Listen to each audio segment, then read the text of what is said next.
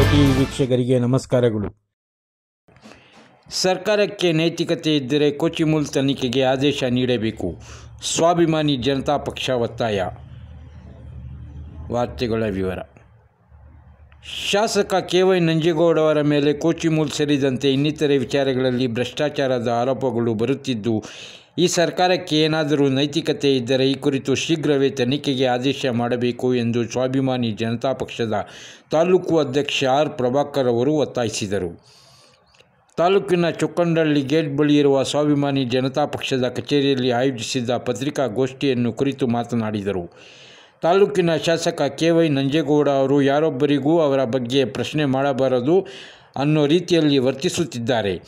ವಿರೋಧ ಪಕ್ಷಗಳು ಸಹ ಅವರ ಆಡಳಿತ ವೈಖರಿಯನ್ನು ಪ್ರಶ್ನಿಸುತ್ತಿಲ್ಲವಂತೆ. ಇತ್ತೀಚೆಗೆ ನಮ್ಮ ಎಸ್ಜೆಎಸ್ಪಿ ಪಕ್ಷದ ವತಿಯಿಂದ ಚಿಕ್ಕ ತಿರುಪತಿಯಲ್ಲಿ ಆಯೋಜಿಸಿದ್ದ ಉಚಿತ ಆರೋಗ್ಯ ತಪಾಸಣಾ ಶಿಬಿರದಲ್ಲಿ ಮಾಧ್ಯಮದವರು ಕೇಳಿದ ಪ್ರಶ್ನೆಗಳಿಗೆ ಉತ್ತರಿಸಿದ ಹಿನ್ನೆಲೆಯಲ್ಲಿ ಶಾಸಕರು ಯಾವುದೋ ಒಂದು ಕಾರ್ಯಕ್ರಮದ ವೇದಿಕೆಯಲ್ಲಿ ಹೇಳುತ್ತಾರೆ, ಅವರ ಬಗ್ಗೆ ಮಾತನಾಡಲು ನಮಗೆ ಯೋಗ್ಯತೆ ಇಲ್ಲವಂತೆ. ಒಕ್ಕಲಿಗನಾಗಿ ಸ್ಥಳೀಯರನ್ನು ಬಿಟ್ಟು ಹೊರಗಿನವರಿಗೆ ಹಿಂದೆ ಹೋಗಿದ್ದೀಯಾ? ಹಾಗೆ ನಾನು ತಾಲೂಕು ಪಂಚಾಯತಿಯಲ್ಲಿ ಚುನಾವಣೆಯಲ್ಲಿ ಒಂದು ಮತದಲ್ಲಿ ಘೋಷಣೆ ಮಾಡಿಕೊಂಡು ಬಿಟ್ಟೆ ಎಂದು ಹಲವಾರು ವಿಷಯಗಳನ್ನು ತಿಳಿಸಿದ್ದಾರೆ. ಅದಕ್ಕೆ ಉತ್ತರಿಸುವ ಕೆಲಸ ಮಾಡುತ್ತಿದ್ದೇನೆ. ಮೊದಲನೇದಾಗಿ, ಕಳೆದ ವಿಧಾನಸಭಾ ಚುನಾವಣೆಯಲ್ಲಿ ಸ್ವಾಭಿಮಾನಿಯಾಗಿ ಸ್ವತಂತ್ರ ಅಭ್ಯರ್ಥಿಯಾಗಿ ಕಣಕ್ಕಿಳಿದ ನಮ್ಮ ನಾಯಕ ಹೂಡಿ ವಿಜಯಕುಮಾರ್ ಅವರಿಗೆ ತಾಲೂಕಿನ ಜನತೆ ಸುಮಾರು 50,000 ಮತಗಳನ್ನು ನೀಡಿದ್ದಾರೆ. ಅದಲ್ಲದೆ ತಾಲೂಕಿನ ಒಟ್ಟು ಸುಮಾರು 1,20,000 ಮತಗಳನ್ನು ವಿರೋಧ ಪಕ್ಷಗಳಿಗೆ ನೀಡಿದ್ದಾರೆ. ಆದ್ದರಿಂದ ವಿರೋಧ ಪಕ್ಷಗಳ ಕೆಲಸ ನಾವು ನಮ್ಮ ಪಕ್ಷದಿಂದ ಮಾಡುತ್ತಿದ್ದೇವೆ. ಅದನ್ನು ಇವರು ಪ್ರಶ್ನಿಸಬಾರದು ಎಂದರೆ ಹೇಗೆ? ಇನ್ನು ಒಕ್ಕಲಿಗ ಎಂದು ಹೇಳಿದ್ದೀರಿ. ಹೌದು, ನಾನು ಒಕ್ಕಲಿಗ. ಅಂದ ಮಾತ್ರಕ್ಕೆ ನಿಮ್ಮ ಹಿಂದೆ ಬರಬೇಕು ಎಂದು ಏನೂ ಇಲ್ಲ. ನಾನು ಜಾತ್ಯತೀತವಾಗಿ ಯಾರ ಜನರ ಸೇವೆ ಮಾಡಲು ಬರುತ್ತಾರೋ ಅಂಥವರ ಪರ ನಿಲ್ಲುತ್ತೇನೆ. ತಾಲೂಕು ಪಂಚಾಯತಿಯಲ್ಲಿ ನಾನು ಸ್ಪರ್ಧಿಸಿದ್ದ ವೇಳೆ 1 ಮತ ಅಂತರದಲ್ಲಿ ಕ್ರಮಬದ್ಧವಾಗಿ ಜಯ ಘೋಷಿಸಿದ್ದು ಚುನಾವಣಾಧಿಕಾರಿಗಳು.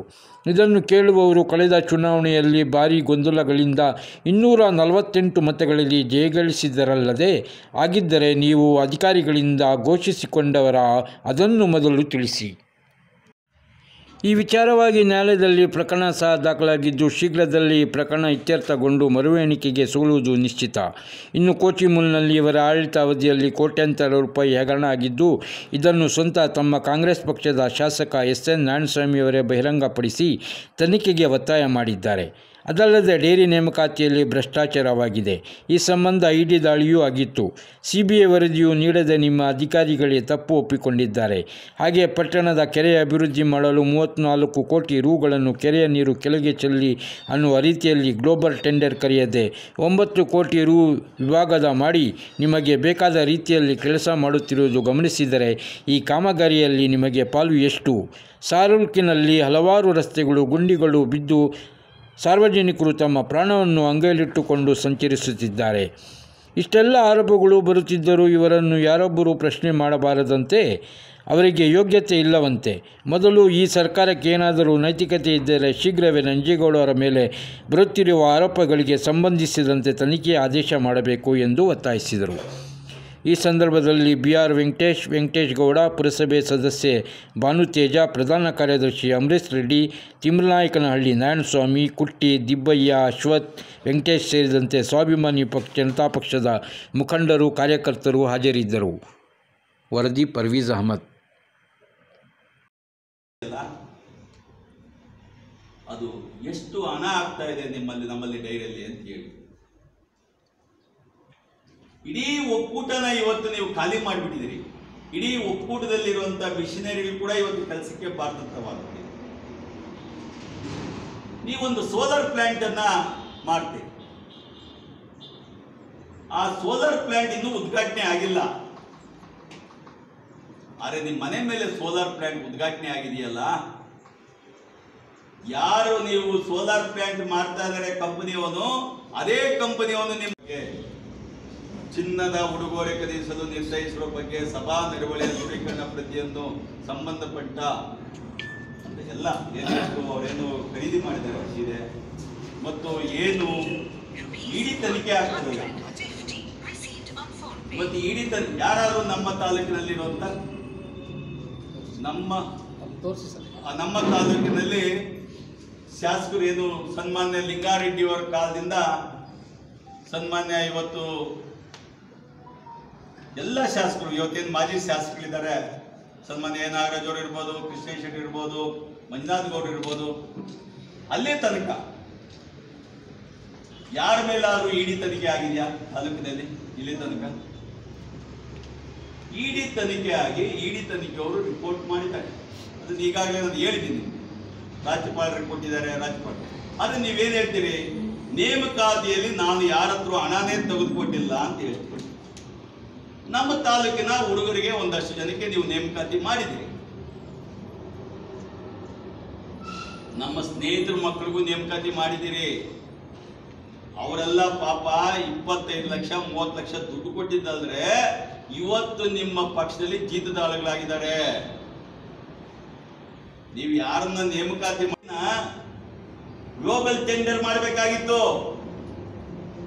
ಪಾರ್ಟ್ ವೈಸ್ 9 ಕೋಟಿಗೆ ಯಾಕೆ ಮಾಡ್ಕೊಂಡಿದ್ದೀರಿ?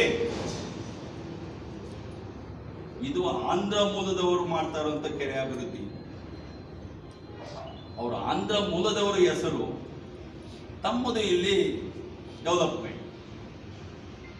ಕೆರೆಯ ಮಣ್ಣನ್ನು ಕೆರೆಗೆ ಚೆಲ್ಲುವುದು ಅಂತ ಹೇಳ್ತಾರೆ, ಹಳೆಯ ಕಲ್ಲನ್ನು ಕೆರೆಗೆ ಕಟ್ಟುವುದು, ಕಟ್ಟೆ ಕಟ್ಟುವುದು ಅಂತ ಹೇಳ್ತಾರೆ.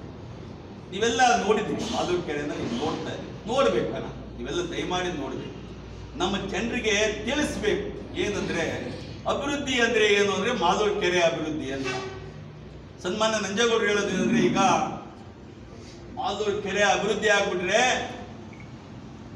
ವಿದೇಶದಿಂದ ಬರ್ಬೋದು ಮಾಲೂರು ಕೆರೆಯನ್ನು ನೋಡ್ಲಿಕ್ಕೆ, ಅಷ್ಟು ಡೆವಲಪ್ ಮಾಡ್ತಾ ಇದ್ದೀನಿ ನಾನು ಮಾಲೂರು ಕೆರೆನ ಅಂತ ಹೇಳ್ತಾರೆ. ನಮಗೆ ಅಷ್ಟೆಲ್ಲ ಡೆವಲಪ್ಮೆಂಟ್ ಬೇಡಣ, ನಮಗೆ ನಿಮ್ಮ ಮೇಲೆ ಯಾವ ವಿರೋಧನೂ ಇಲ್ಲಣ್ಣ.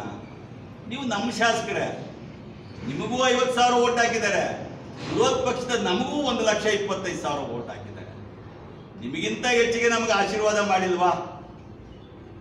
ರಾಷ್ಟ್ರೀಯ ಪಕ್ಷ ಬಿಜೆಪಿಗೆ 50,000 ಓಟ್ ಹಾಕಿದ್ದಾರೆ, ಪ್ರಾದೇಶಿಕ ಪಕ್ಷಕ್ಕೆ 17,000 ಓಟ್ ಹಾಕಿದ್ದಾರೆ, ನಮಗೆ ಇಂಡಿಪೆಂಡೆಂಟ್ಗೆ 50,000 ಓಟ್ ಹಾಕಿದ್ದಾರೆ. ಇಂಡಿಪೆಂಡೆಂಟ್ ಅವರು 4,5,000 ಓಟ್ ತಗೊಂಡಿದ್ದಾರೆ. ನಿಮಗಿಂತ ಹೆಚ್ಚಿಗೆ ನಮಗೆ 1,25,000 ಓಟ್ ಹಾಕಿದಾರಲ್ಲ, ನಾವು ನಿಮ್ಮನ್ನು ಪ್ರಶ್ನೆ ಮಾಡಬಾರ್ದು, ನಿಮಗೆ ಆ ಯೋಗ್ಯತೆ ಇಲ್ಲ ಅಂತ ಹೇಳ್ತಿರಲ್ಲ, ಯಾವ ನ್ಯಾಯಣ ನಿಮಗೆ? ನಾನು ಸ್ವಾಭಿಮಾನ ಜನತಾ ಪಕ್ಷದ ಒಬ್ಬ ಅಧ್ಯಕ್ಷನಾಗಿ ನಾವು ವಿರೋಧ ಪಕ್ಷದಲ್ಲಿ ಕೂತ್ಕೊಂಡು ಕೆಲಸ ಮಾಡೋದು ತಪ್ಪ? ನೋಡಿ, ಸೆಂಟ್ರಲ್ ಬ್ಯೂರೋ ಆಫ್ ಇನ್ವೆಸ್ಟಿಗೇಷನ್ ನೋಡಿ,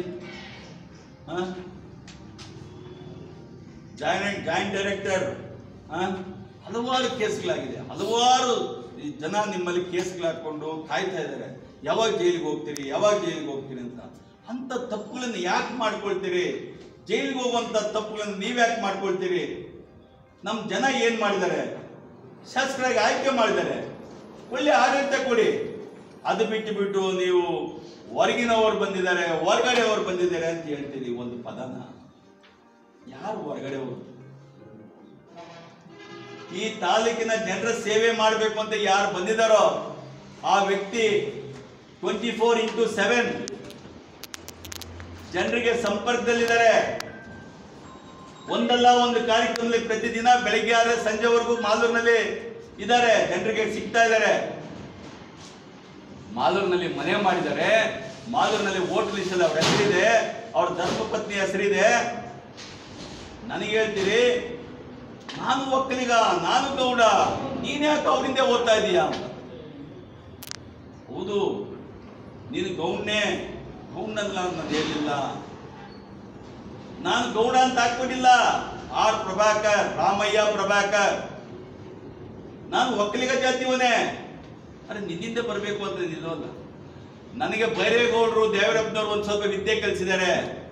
ಬೈರೇಗೌಡರು ಭ್ರಷ್ಟಾಚಾರ ಅಂದ್ರೆ ಎಷ್ಟು ಶಕ್ತಿಯುತವಾಗಿ ಹೋರಾಟ ಮಾಡ್ತಾ ಇದ್ರು, ಆ ಶಕ್ತಿ ನಮ್ಮಲ್ಲಿ ಸ್ವಲ್ಪ ಇದೆ.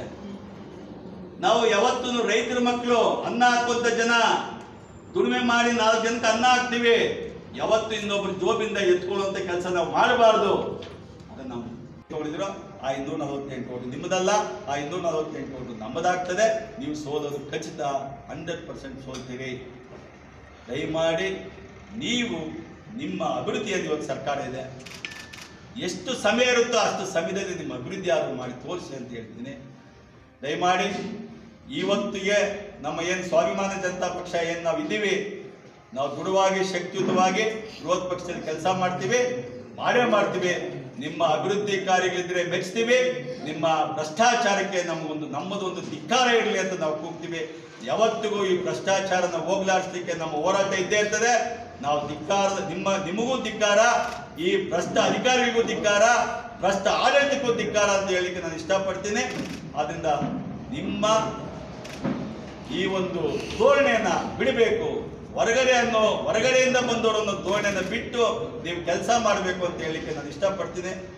ದಯಮಾಡಿ ತಾವೆಲ್ಲರೂ ಇವತ್ತೇನು ಈ ಒಂದು ಪತ್ರಿಕಾಗೋಷ್ಠಿಯಲ್ಲಿ ಪಾಲ್ಗೊಂಡಿದ್ದೀರಿ, ತಮ್ಮೆಲ್ಲರಿಗೂ ನಾನು